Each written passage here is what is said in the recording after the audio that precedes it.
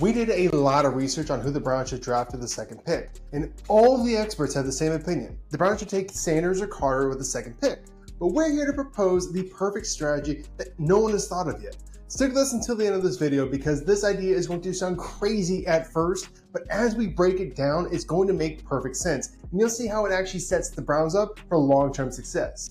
Here it is. The Browns should trade the second overall pick, draft Ashton Jeanty, and then move back into the first round to grab Jalen Milroe. So let's start with the part that I know is going to get the most pushback, and that would be passing on Shedeur Sanders for Jalen Milroe. Obviously, Sanders seems to be the consensus number 2 quarterback in this draft class. He's a good pocket passer who delivers the football on time and has been able to rebuild not 1, but 2 college football programs. While Milroe didn't have the best final season at Alabama, in his last game, he had 3 giveaways with a 48% completion percentage. I don't think Sanders is actually a good fit for the offense that Kevin Stefanski is trying to run, and we've already seen that kind of play out before. Sanders has an average NFL arm and is mobile enough to avoid pressure, but he's not really a threat with his legs. Sanders has strengths similar to former Browns quarterback Baker Mayfield, and we saw how that played out. In 2023, Stefanski had the idea that adding quarterback design runs could help with problems that the wide zone offense often faced. So the Browns traded for Watson, hoping that his running ability and deep ball passing could take this team further than what Baker could have. And to be fair to Baker, Kevin wasn't the only one with this idea either. San Fran drafted Trey Lance 3rd overall in the 2021 draft class to replace the more limited Jimmy G with a bigger arm quarterback that could bring more of a running element to Kyle's offense. Obviously, both Lance and Watson didn't work out, but for different reasons. But that doesn't mean that the idea still can't work and take this scheme to the next level. And Kevin's on the record stating that he's really focused on loading this Browns team with as much talent as possible, and he's not married to one approach over another. Listen to this quote. "You want to make sure that you're putting the best football team together that you can, and I don't think you want to take a lesser player for a reason of fit." And fit can be that's a complicated word as well. There's players on a roster that have played really well, and you want to say that they're quote unquote a perfect fit for what we do. But I think you get into a really tough spot if you're just taking the fit because there's different ways to do it. That to me sounds like Stefanski isn't set on grabbing a pure pocket passing quarterback for fit and could be open to still adding a quarterback that has running ability to his offense. So adding Milroe would give Kevin everything he was looking for in Deshaun Watson without all the character problems. And trust me, I know that Milroe had a rough 2024 season, but he showed a lot of potential back in 2023 and could still be developed by Stefanski to reach that potential. But enough talking about Jalen Milroe. There's still another component to this equation: Ashton Jeanty. So why would the Browns be interested in a prospect like Jeanty over someone like Carter? So I know grabbing a running back that high, even with a trade back, isn't going to be a fan favorite move. Running backs are heavily undervalued almost everywhere in the NFL right now, but in Cleveland, the running back has a lot more value, and not just because of the weather there.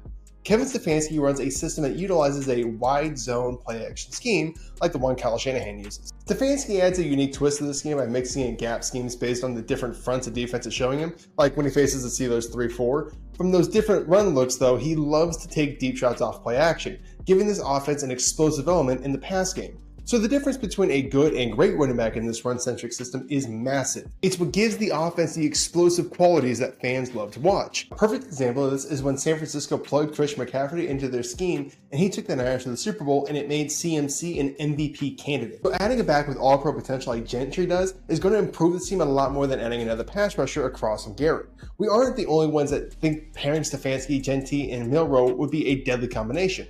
Let me read Lance Zierlein's draft profile from Jeanty, and you tell me what he's hinting at. He's the ultimate yardage creator, with a talent and skill set to succeed independent of the quality of his blocking. Jeanty's speed forces linebackers to flow hard outside, creating cutback lanes and chunk runs. With his vision, balance, and elusiveness, get it done along the interior. The threat of what he can do on the ground should create ideal play action opportunities for this team, allowing his next play caller to, say, unburden a young quarterback or any other passer being asked to shoulder too much of the offense. There is no way to read that without immediately thinking of the Browns. Here's the thing.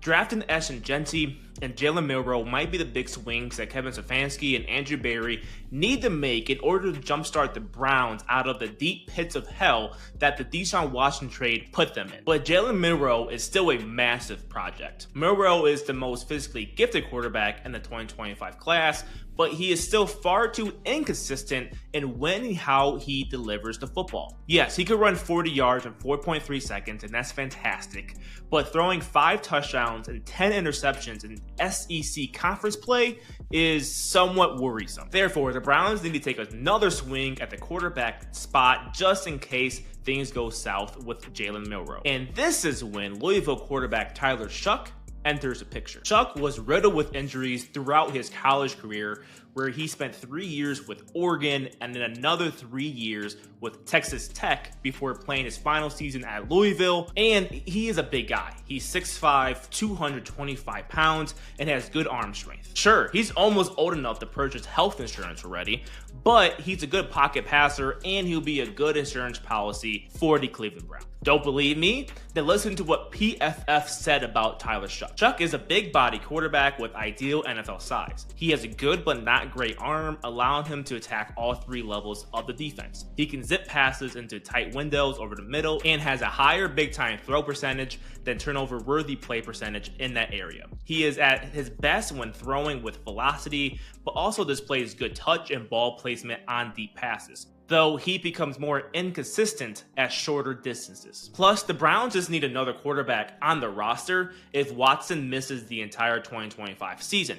And if they don't sign a free agent quarterback, then they might as well draft an experienced prospect like Tyler Shough on day 3. So let's recap. Passing on Shedeur Sanders might sound crazy at first, but when you break it down, it actually makes perfect sense for the Browns. Kevin Stefanski's offense thrives on a strong run game and explosive play action, which is why pairing Jalen Milroe's athleticism with Ashton Jeanty's elite running ability could take this team to the next level. Of course, Milroe is still a project, which is why adding a safety net like Tyler Shough on day 3 is a smart insurance policy. This strategy not only gives the Browns a quarterback with sky-high potential, but it also ensures that they have a plan in place if he needs more time to develop. At the end of the day, this is about maximizing what actually works for Cleveland, not following conventional draft wisdom. So while everyone else is talking about Shedeur Sanders or Carter at number 2, the real move might just be trading back, securing a dynamic backfield, and setting up a quarterback competition that could define the future of the Browns. Tell us what you think. Should the Browns take a big swing on Milroe and Jeanty, or stick with the safer route? Let us know in the comment section what you think, and don't forget to like and subscribe and hit that notification bell to see more videos just like this. Thank you so much for watching. We're the RFL Show, and we'll see you in the next video.